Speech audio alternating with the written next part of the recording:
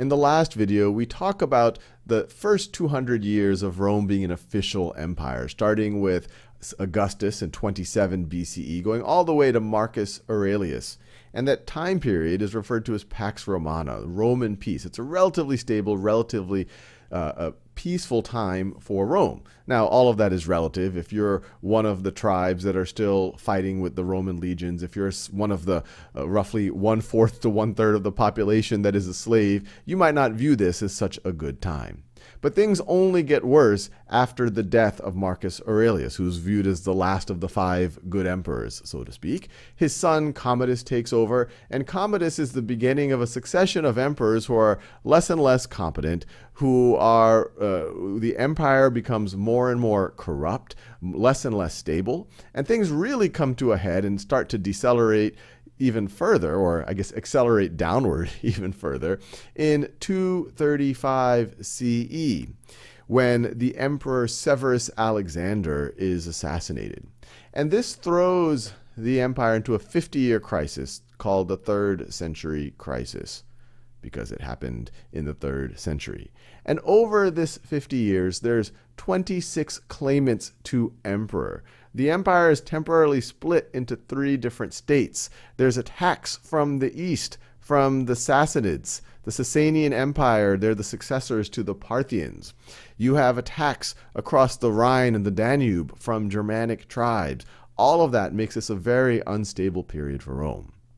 Now, the 3rd century crisis is considered to end in 284 with the ascension of Diocletian. And Diocletian is viewed as a somewhat or a reasonably strong emperor. He's known as the last emperor that really persecuted the Christians because they didn't follow the Roman religion. They did not worship the emperor as a god.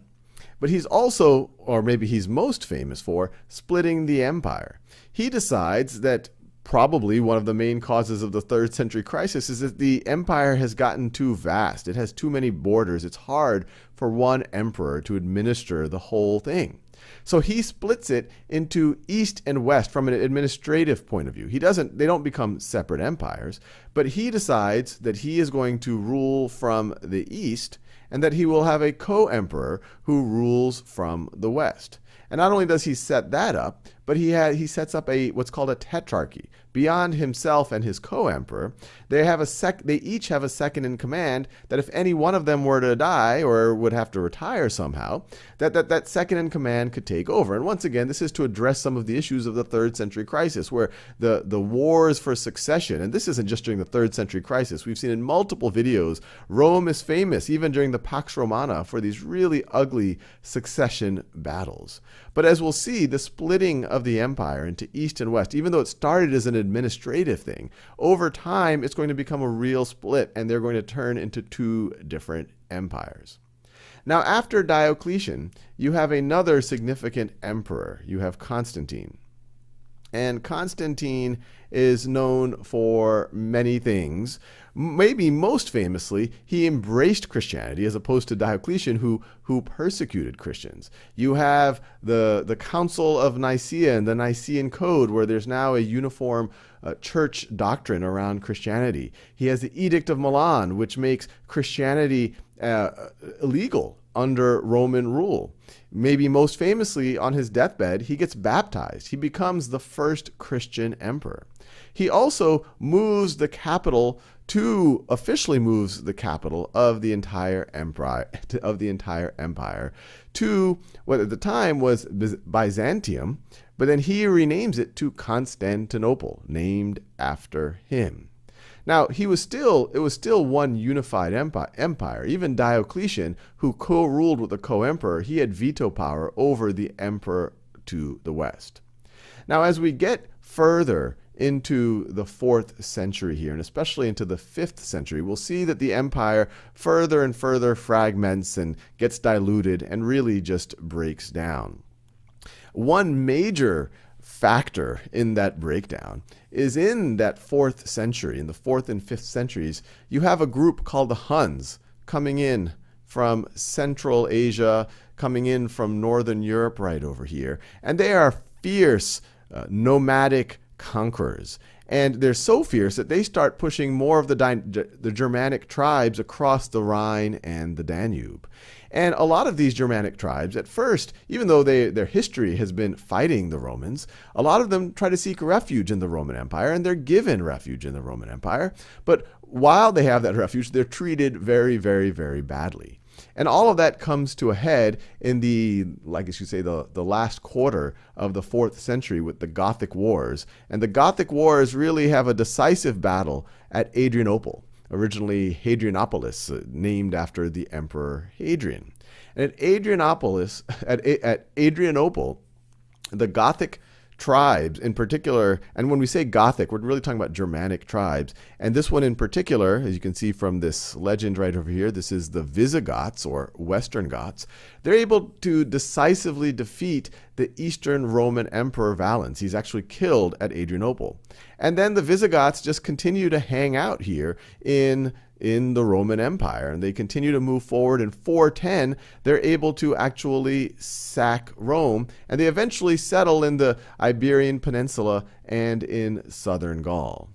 Now, after the Battle of Adrianople, you have another significant emperor, Theodosius, because what you'll see is that Diocletian persecuted Christians. Constantine now embraces Christianity. He becomes a Christian. He says Christianity is legal. Theodosius now, right as we are about to enter into the 5th century, he makes Christianity the official religion of the Roman Empire.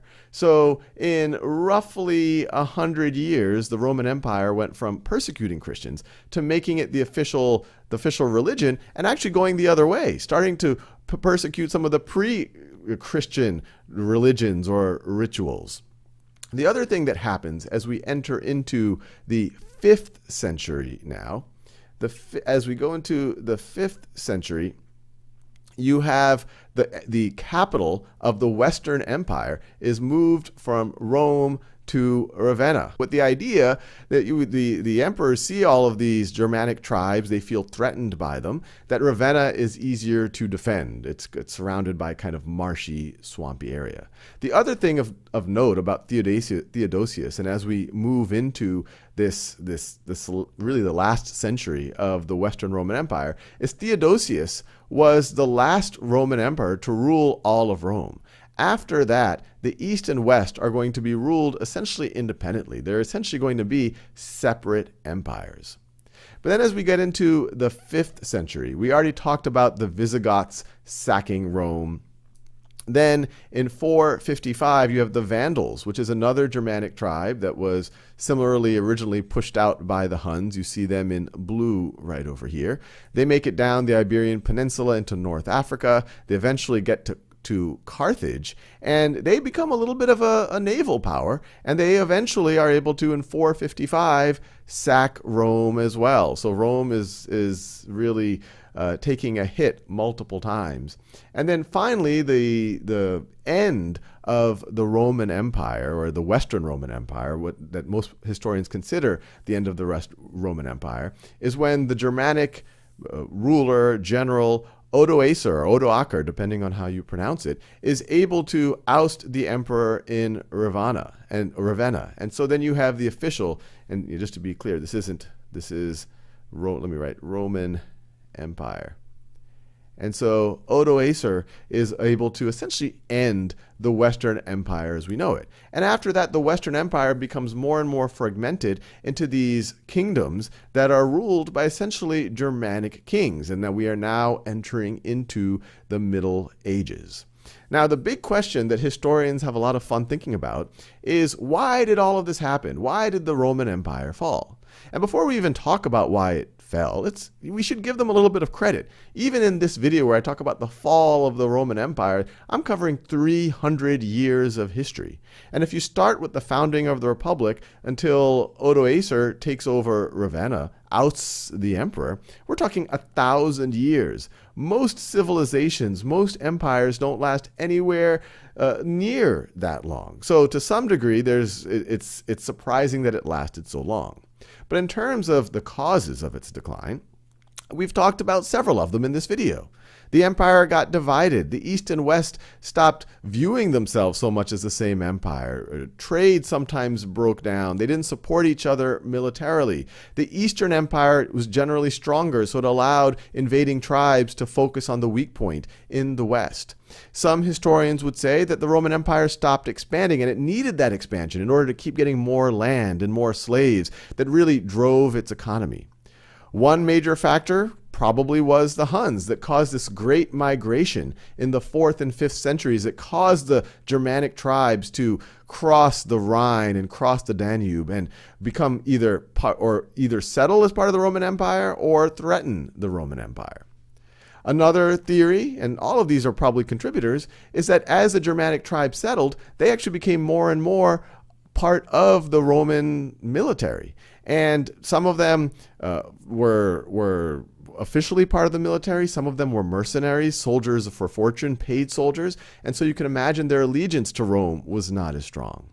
Some folks say Christianity may have been a factor, that the empire might have lasted, especially when people were doing what their traditional rites, rituals, they worshipped an emperor, but now Christianity wasn't about worshiping an emperor anymore. A lot of people think it's corruption, instability, and we've talked a little bit about that. It could have been invasions, not just from the Germanic tribes and the Huns, but also the Sassanids on the east. So I'll leave you there.